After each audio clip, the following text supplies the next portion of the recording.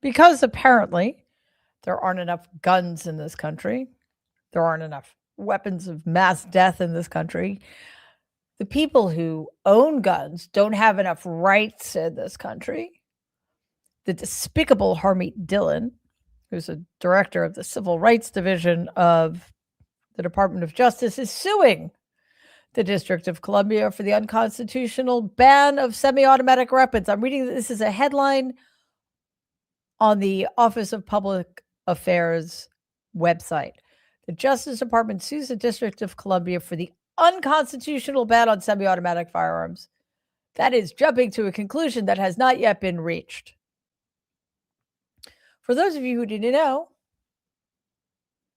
the Civil Rights Division recently added a section solely for the purpose of protecting gun rights in America.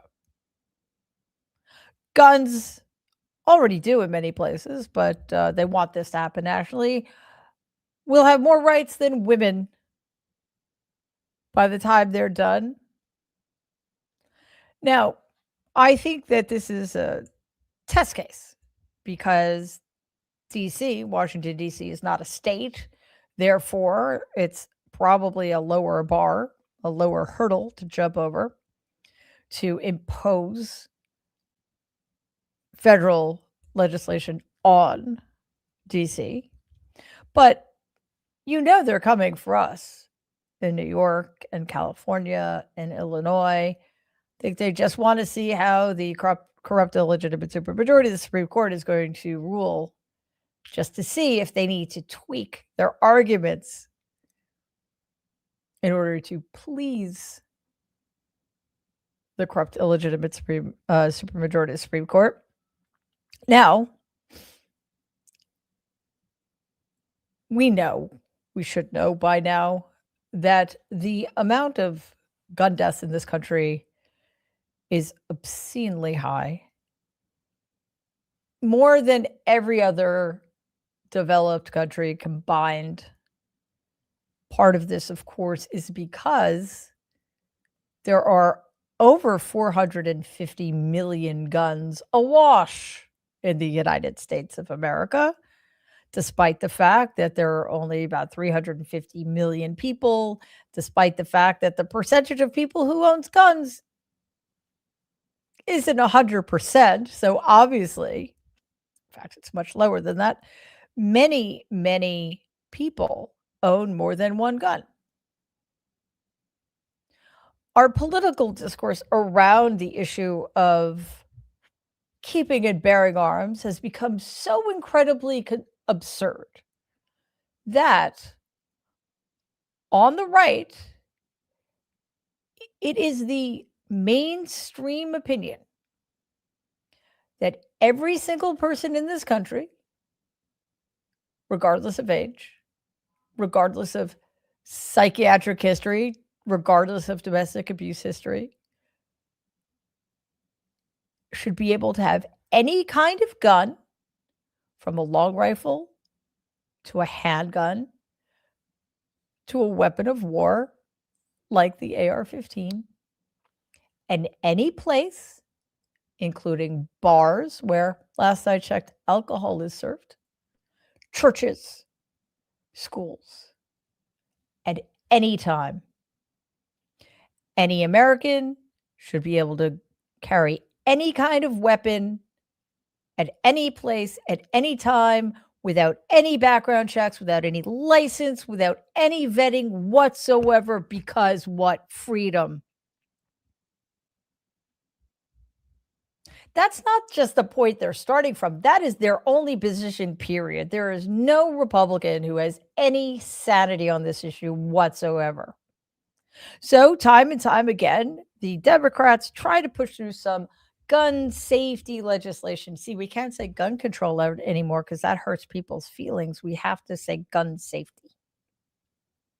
So what does that mean? They try to close loopholes at gun shows. They try to raise the age of people. They try to limit the kind of ammunition. They try to limit the kind of gun, et cetera, et cetera, et cetera.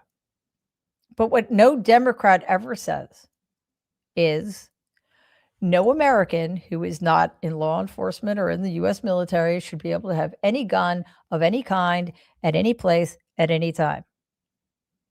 If your opposition is insane enough to hold the position that any person should be able to have any gun at any time, at any place, you must start at the exact opposite position. And then maybe you could meet at some semi-sane place in the middle. Now, there are certain issues I don't believe one should do this at all. When it comes to a woman's rights to choose, it's none of your fucking business. And that is not an issue for the government to decide. That is between the patient and her doctor. Now, I personally believe that guns should not exist. I wish they didn't exist. I don't think anybody should be able to have a gun. But it's not up to me. And clearly, there's an amendment, a vague, weirdly worded amendment in the Constitution that does grant the right for people to keep and bear arms as part of a well-regulated militia. But thanks to Samuel Alito, not Samuel Alito, sorry. What's the guy's name? Sorry, he's a Supreme Court justice who died not too long ago, who was buddies. Antonin Scalia. Thanks to him, we kind of forgot about the well-regulated militia part. And after that that ruling of the Supreme Court, then suddenly gun ownership became an individual right. And now here we are with the Trump regime trying to force states, and again, DC is not a state, but trust me, they will not stop here, to enact gun laws that don't work for their population and aren't wanted by their population. They want to make the kind of gun rights Republicans have been pushing for decades the law of the land, which means that people in New York City will be able to have the same kinds of guns and the same number of guns and carry them anywhere they want, just like people in Wyoming, which has a tiny population. I think more people live in my neighborhood in New York City than live in the entire state of Wyoming. This is dangerous stuff. The idea of allowing citizens of a city as densely populated as DC or New York City or Chicago or Los Angeles to have access to any kind of gun at any time and to be able to carry that gun with whatever kind of ammunition they want, with the largest magazines they can find in places like bars and schools and universities at any time, is objectively insane.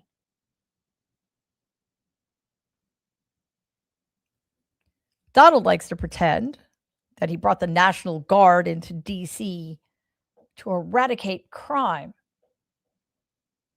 Crime in DC was actually on a downward trend. Now, thanks to that unconstitutional move, 2 National Guardsmen are dead.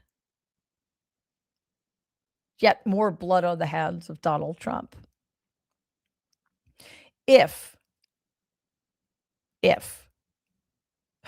I still can't believe that this is the Civil Rights Division of the Department of Justice pushing for this, but here we are.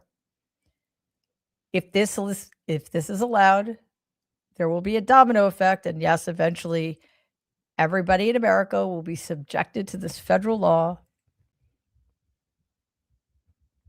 and the damage will be incalculable. So, to anybody who says, this is not what I voted for, yeah, you did. Own it. And do something about it. Because last I checked, we've got a pretty important midterm election coming up. Let's dive in.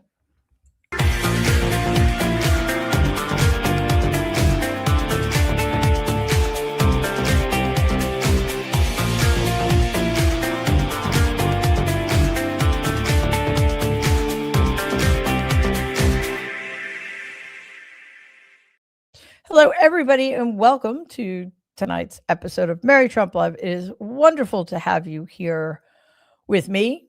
First, I just so you know, I hate talking about guns. I hate it, especially knowing, as we do know, that real gun control legislation works. You'll remember last God, it's hard to believe it was only a week ago. This last week was so incredibly long, but there was a horrific mass shooting at a temple in Bondi Beach, which is in Sydney, Australia. And the immediate response from the Australian government was to strengthen its already incredibly strong gun laws. They're also discussing strengthening their hate speech laws, which is a subject for another time. But just very briefly, it is an oddity that there was a mass shooting in Australia. It's the first in I don't know how many years, whereas we have at least one a day. I don't know. They don't even get reported on anymore for the most part. They're so frequent. But in 1994, there was a horrific mass shooting in Australia that killed scores of people. And in the wake of that, Australia instituted a buyback program and again instituted some of the strongest gun control legislation on the planet. So until just no mass shootings disappeared. So if anybody in this benighted country of ours tells you that gun legislation doesn't work, they are lying to your face. So yes, I don't like talking about mass shootings. And I have no idea how to calculate how much blood there is on the hands of the creeps at the NRA and every single despicable Republican in Congress who continues to let these horrors happen. So, before we get to the news about 60 Minutes and what happened there, just a little comic relief. And I think actually Lexi and I were talking about this before the show.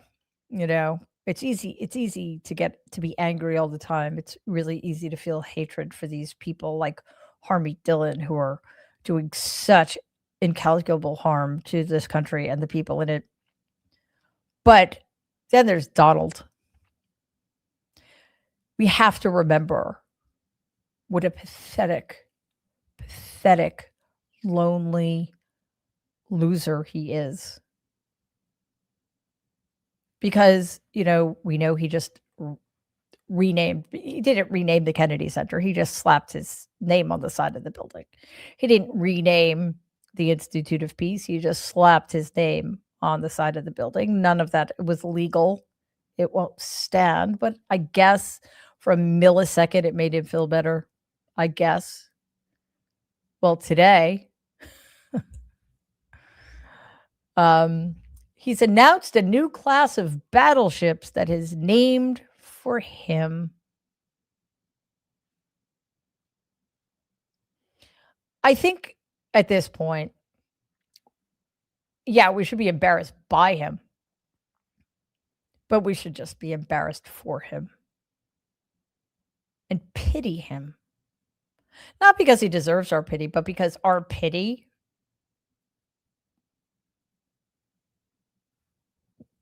he'd hate being pitied. I mean, he deserves our contempt and everything else as well, but just pity this pathetic excuse for a man who will soon find that having a class of battleships named after him isn't enough either. So next year, we're going to get the Arc de Trump to celebrate the 250th. And see, secondhand embarrassment. As in honor of the 250th anniversary of the country's independence, but clearly it's in honor of him. And don't forget the commemorative coin that's going to have his face on both sides of it. To which I say, Donald, heads I win, because that is just the saddest thing ever. Okay.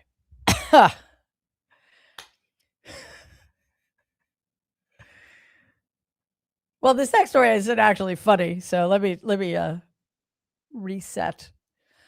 CBS News, which is owned by Paramount, which, as we know, paid a huge bribe to Donald so they could get their merger with Skydance, pulled a 60-minute segment that was critical of the Trump regime, or specifically critical of a the way the Trump regime has been handling its deportations.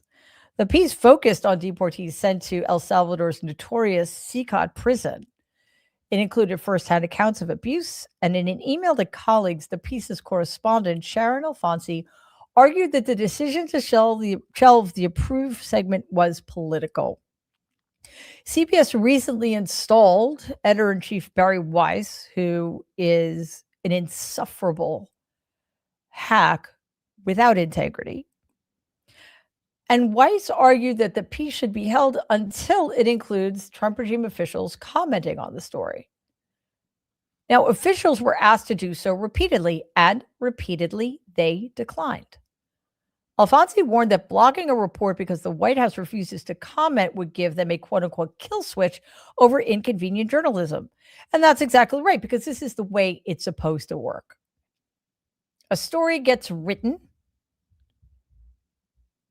and if it is about somebody, or if somebody plays a prominent role in that story, that person must be informed and offer the opportunity to give his or her side, or answer questions, or provide contrary information, what have you.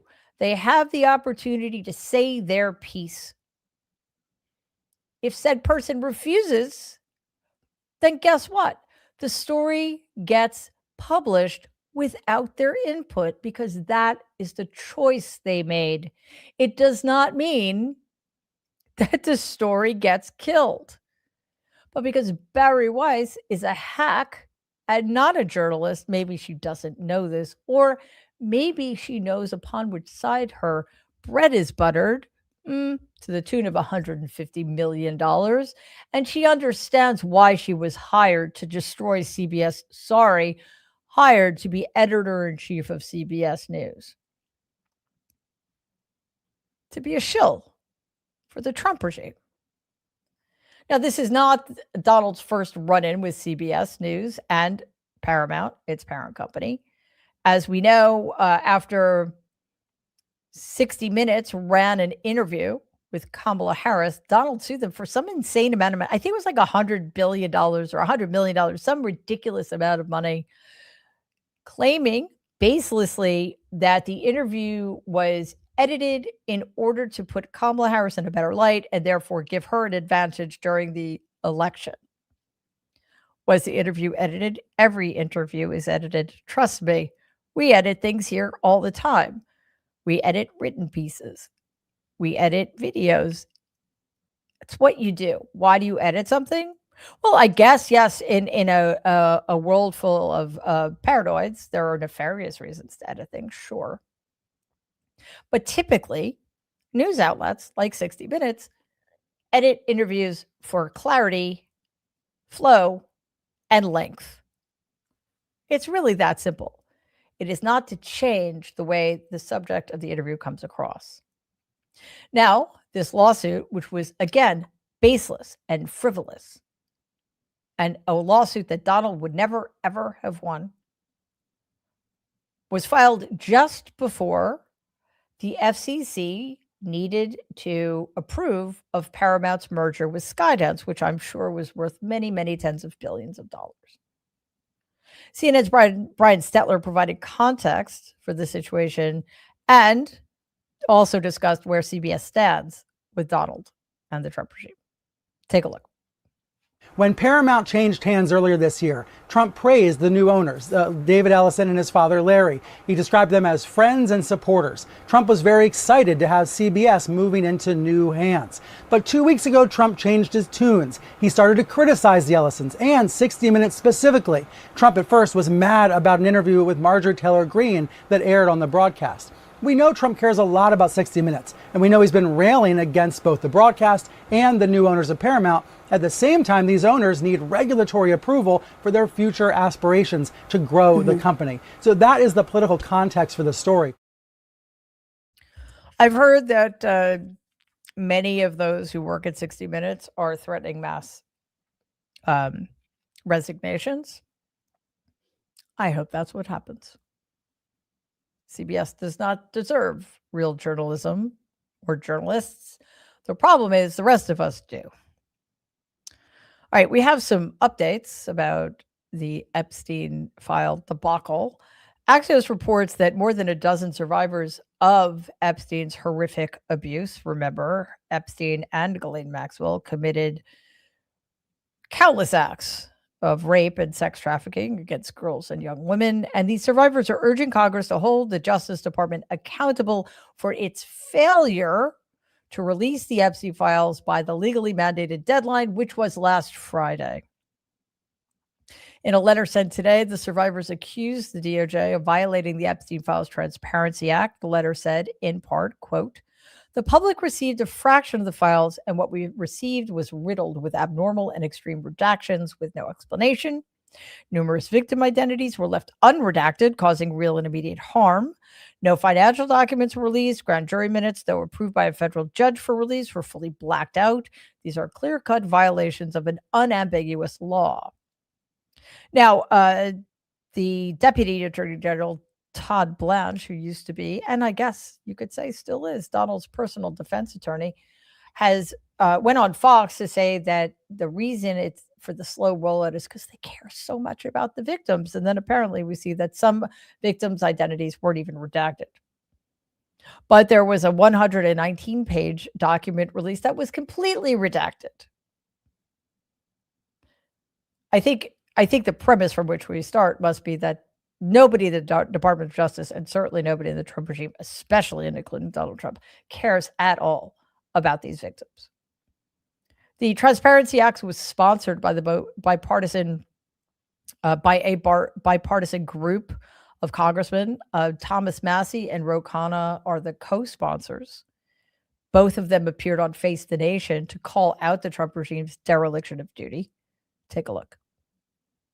They sent a 6-page memo to Congress and said they cited pre-existing laws as reasons that they weren't going to follow our law. For instance, our law requires them to release information regardless of embarrassment, but they are trying to say that a previous law prevails when it doesn't. The problem is this was a slap in the face of survivors.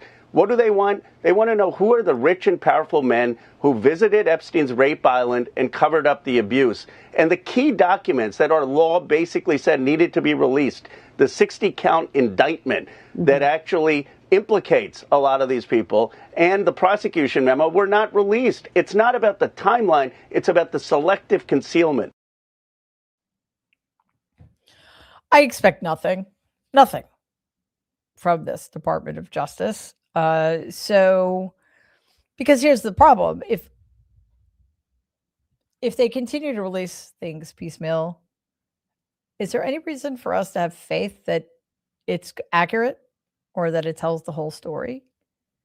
So my hope here is that Congress actually does its job and starts impeachment proceedings against Pam Bondi and Todd Blanche and anybody else involved in this, and that perhaps they go even further. All the more reason for Democrats to win back control of the House, because then maybe, just maybe, we'll see something happen that will give these survivors some semblance of justice. Now, today, and I don't know, surprising, not shocking. Sorry, other way around. Not surprising, but shocking. I mean, it's so deeply stupid. I don't really quite know how to say this. But today, the Trump regime announced that it's pausing leases for the construction of 5 wind farms off the east coast of the United States.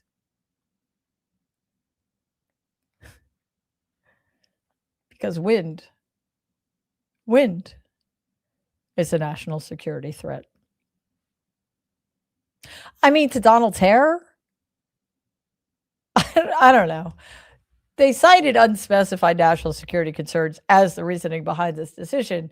The projects, which were, of course, approved under the Biden administration, were expected to power more than 2.5 million homes and create roughly 10,000 jobs.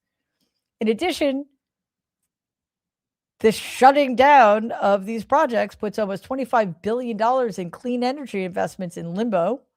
Developers, state officials, labor leaders, and energy experts criticized the move, yes, and warned that it could lead to job losses, grid reliability problems, and higher electricity costs. Companies behind the project said that they had coordinated closely with the military and disputed claims that wind farms pose security risks. Some are weighing legal action because how in the world can a wind farm pose a security risk? Somebody, please answer that question. Also, I want to get back to those stats. Okay. These wind projects were expected to power more than 2.5 million homes and create roughly 10,000 jobs. So how is that possible? Like, what about on days when it's not windy? Everything Donald has told you about wind energy is delusional. He doesn't like wind. I don't know why. He's claimed that windmills kill whales. And now his regime is claiming that wind farms pose national security threats. When are people going to wake up to the absurdity and I don't know. I guess it's not the most important thing here isn't that it's humiliating that the president of the United States is afraid of wind. No. But $25 billion in clean energy investments aren't going to be doing anything for anybody. 10,000 jobs aren't going to be created. 2.5 million homes. Because again, what does this tell us? That tells us that wind energy actually works. 2.5 million homes would have gotten clean energy from these wind farms. And instead, what is this? I mean, the national security risk, as far as I'm concerned, is that this is going to enrich and empower even further the gas and oil industries. Because, Donald likes them. So, I guess another day in the Trump regime where it seems like only bad things happen. Luckily, it's December 22nd, which means we've got some holidays coming up. In fact, I think we had Hanukkah, or maybe it's the last night of Hanukkah. I'm sorry, I've lost track because I barely ever know what day it is. We've got Christmas and Boxing Day and Kwanzaa and New Year's. So hopefully, I probably shouldn't say this, but hopefully things will slow down a little bit because we all need a break. But before we get to the emotional support moment, we've got a few announcements. Don't forget that Trek Politics is every Sunday. Now, this is a weekly show where my friend and co-host Bob Seska talk about an episode of Star Trek. So far, we've only been talking about episodes in the original series. And we discuss how relevant some of its ideas still are in the context of what we're living through right now. We've had some great guests. We've got some amazing guests planned in the future.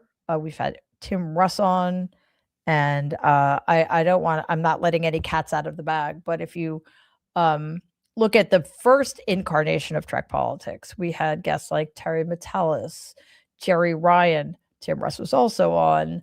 Kirk Acevedo, and others. Sorry, brain cells. So we're going to have a really amazing group of guests, and we're going to start branching out into other Star Trek franchises like The Next Generation and Deep Space Nine, etc. So there will be episodes every Sunday throughout the holiday season. Again, want to remind you all that we have merch. There it is. I like it. I'm actually quite fond of it. We've got t-shirts, we've got sweatshirts, we've got hoodies, we've got long sleeve t-shirts, we've got mugs, we've got tote bags. We have ornaments. And those ornaments, they're not just for trees. You can I don't know what else you could do with them, but be creative. Think outside of the Christmas tree box or the menorah box. I know you don't put ornaments on menorahs. So check out marytrump.com. It is a great place to show your support for us, for independent media. And they also make great gifts, quite frankly. Okay, I want you also to catch my Substack lives. They're going to be dropping on YouTube throughout the rest of the year. I've had some amazing conversations that a lot of people on Substack have been talking about. So check them out and scan the QR code that's in the upper left side of your screen for access to exclusive videos and Q&As and writing and other cool stuff. Don't forget to sign up for our Patreon. And so much more. And I'll tell you about that, the rest of it, tomorrow night. Because tomorrow's Tuesday. Apparently. Finally, it is time for tonight's emotional support moment. So first, let us breathe. Whew. All right, let's wrap this one up with one of the coolest places ever. I've actually been to Australia, but I was only in Sydney. I was actually spent a day at Bondi Beach, but I never made it. It was a very short trip, so I never made it up the coast to the Great Barrier Reef. But that is one of my destinations on my list. So we're going to go there. This is the northeast coast of Australia. It is an extraordinary underwater ecosystem and a reminder that all of us need to stop once in a while, as often as we can, to take in the beauty this extraordinary planet of ours has to offer. So breathe and enjoy.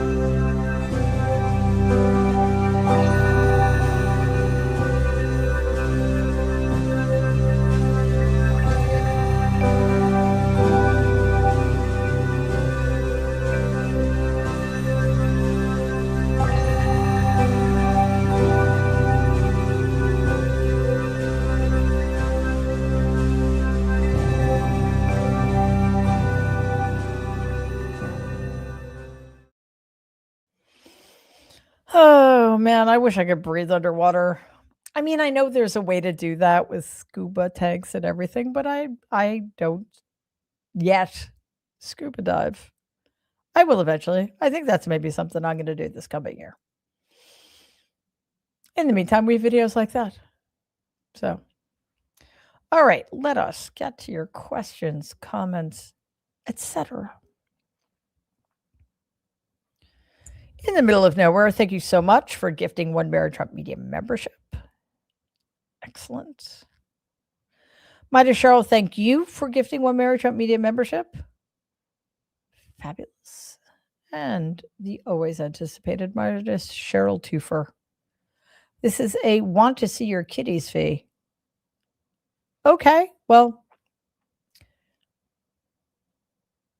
I can make sure you see one of them. Not right now, but next time, tomorrow night, I'm going to try to get Lyndon to make an appearance. Cap, it's a little trickier, but we'll see what we can do.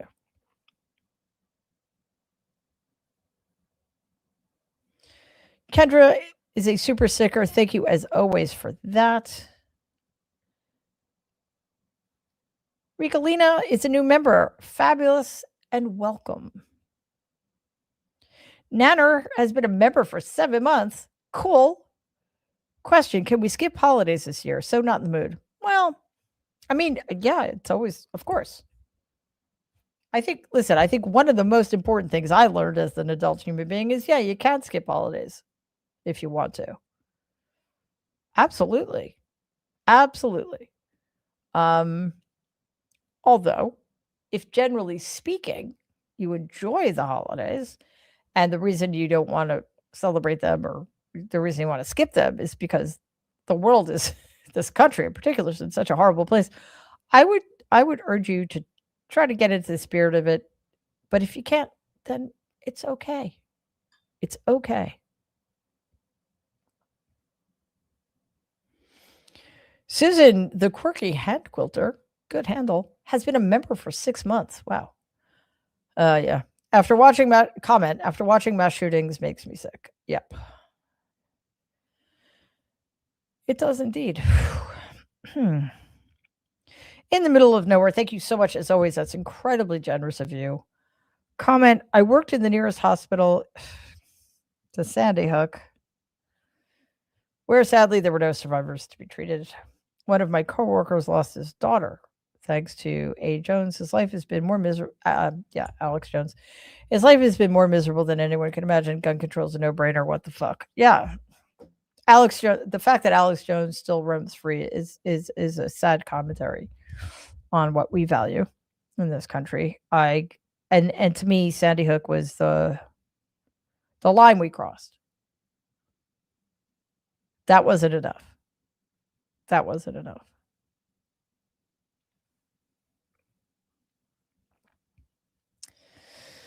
SDG, I don't know. SDGAKATBK. Thank you so much. That's very kind of you. Comment, disgusting news. Here's a little something for real journalism that doesn't cave to dictators. Well, thank you so much. And we do not, and we never will cave to anybody. Susan, thank you so much as always. Comment, 60 Minutes debacle is why I support independent media, Mary Trump media, and truth tellers extraordinaire. Well, thank you so much for that, Susan. Listen, we try really hard here. And it's unthinkable to me. Like, there's literally no sum of money I can think that is worth selling your soul, selling out the American people. And I guess since 2016, the thing that I've found most disheartening is how many people are willing to do just that. It's just incredible.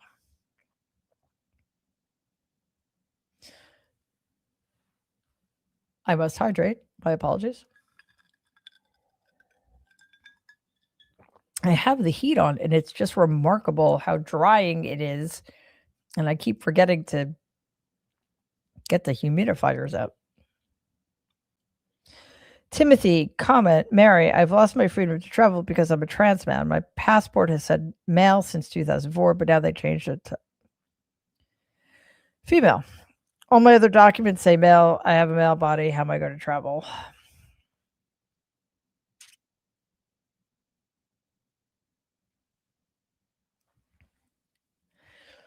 Timothy, I actually don't know what to say.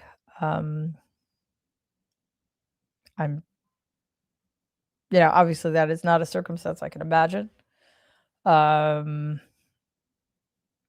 There's no word. It's despicable. It's cruel. Yeah, it's all that, but it's worse. It's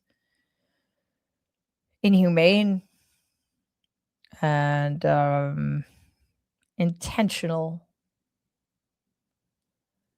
So I don't know.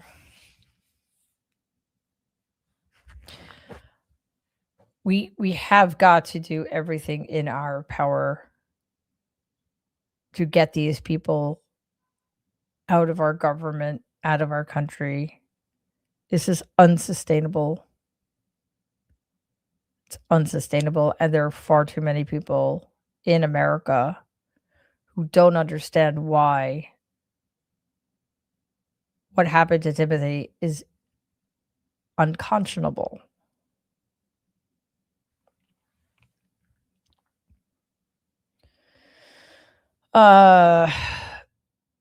Florida director, I think, comment, survivors everywhere feel like this. Yes, I'm sure. I'm sure. In the middle of nowhere, thank you so much as always. JC swear jar because they make me crazy. Yep. That is the Joe Colorado swear jar for those of you who don't know. Susan the Quirky Hat Quilter, thank you again. Comment, all I want for Christmas is a new, better administration. Yeah. I want them all in The Hague. Is that greedy? Lucy. I'm just going to say Lucy because I'm not sure what that is. I don't know if that's an L or one. Anyway, comment. He's a security risk for humanity. Yes, indeed, he is. So the Quirky Hand Quilter. Again, comment. Question, sorry. Windmills a national security risk? Donald is a national security risk. Hegseth is. Bondi is. Tulsi Gabbard is. Marco Rubio is. J.D. Vance is. Stephen Miller is. What's his name? Howard Lutnick is. Scott Bessent is.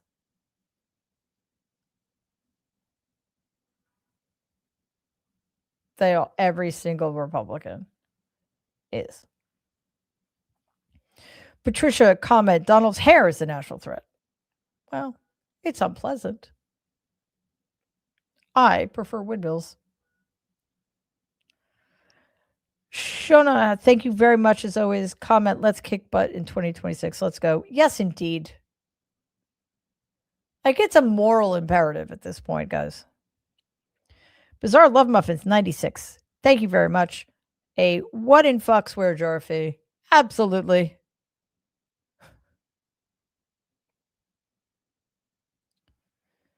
Spencer, thank you very much for that, Spencer. Comment. I think that part of Coddled Slump's issue with wind turbines is because the Scottish deliberately build a load next to his golf course. Go Scotland. Yeah, possibly. Possibly. And also, like, I don't get the problem with the wind. I think they're really cool. I mean, I know that's not the most important thing about them, but they are hardly a blight on the landscape. Like do you like oil rigs are nice or better?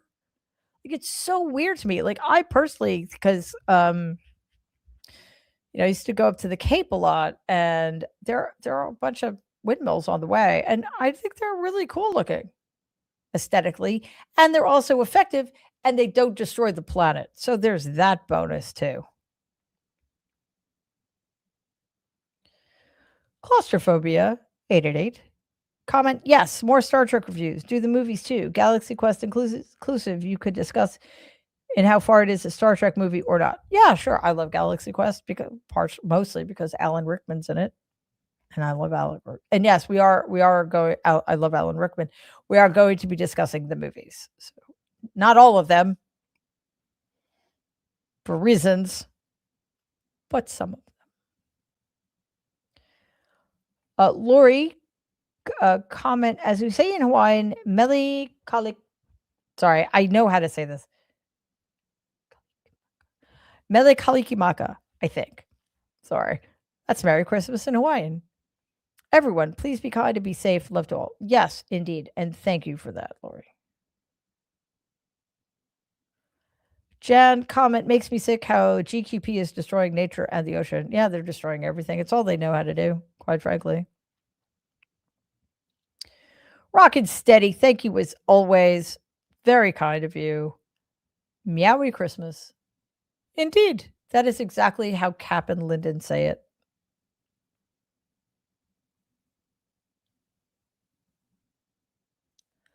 Frown Huffs, thank you so much for gifting one Mayor Trump Media membership. Susan the Quirky Hand Quilter has had a busy evening. Thank you so much for gifting 5 Mayor Trump Media memberships. That is awesome.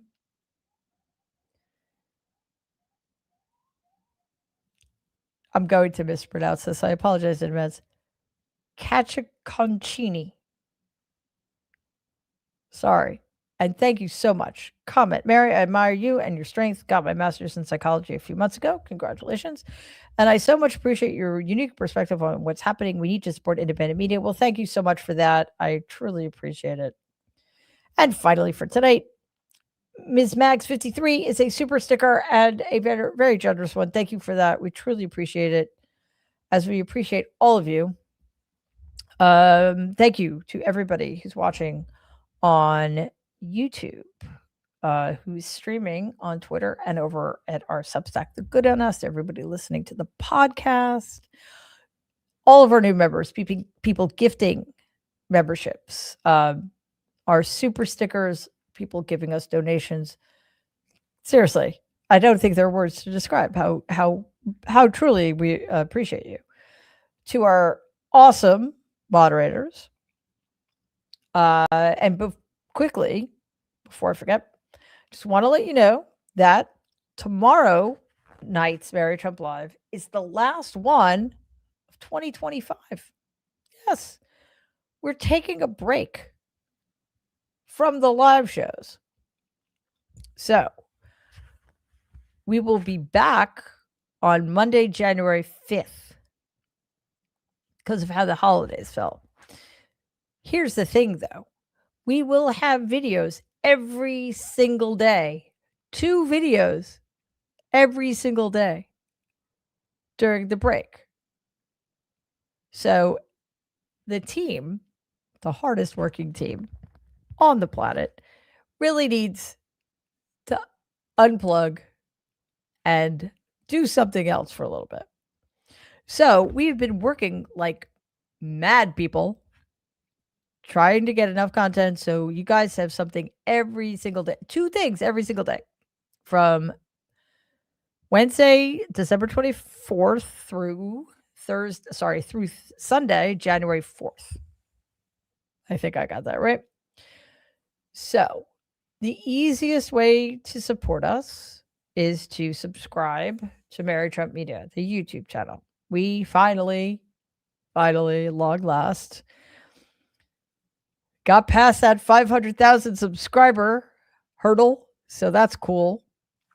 So if you haven't subscribed already, please do. It's very simple. You just click on subscribe. And then after that, there's a bell icon. Click on that and then just click all. That way you will be alerted, allegedly, whenever new videos drop. Do not let YouTube, which is already giving us grief, choose what you watch, right? Make that decision for yourself. Another fairly simple way to support us is to watch those pre-recorded videos that we have every single day of the week, 7 days a week. Watch them, like them, share them, comment on them, right? Because the more engagement we get, the better it is for us. And of course, check out our merch store, check out Patreon, check out the YouTube paid subscribers, check out our Substack, which is called The Good in Us. Really think you would get a lot out of that. And that's it. One more Mary Trump Live before this impossible to qualify, quantify, or describe year comes to its inevitable end. Thank you so much for being here. I will see you tomorrow. In the meantime, everybody, please stay safe and be kind. Bye.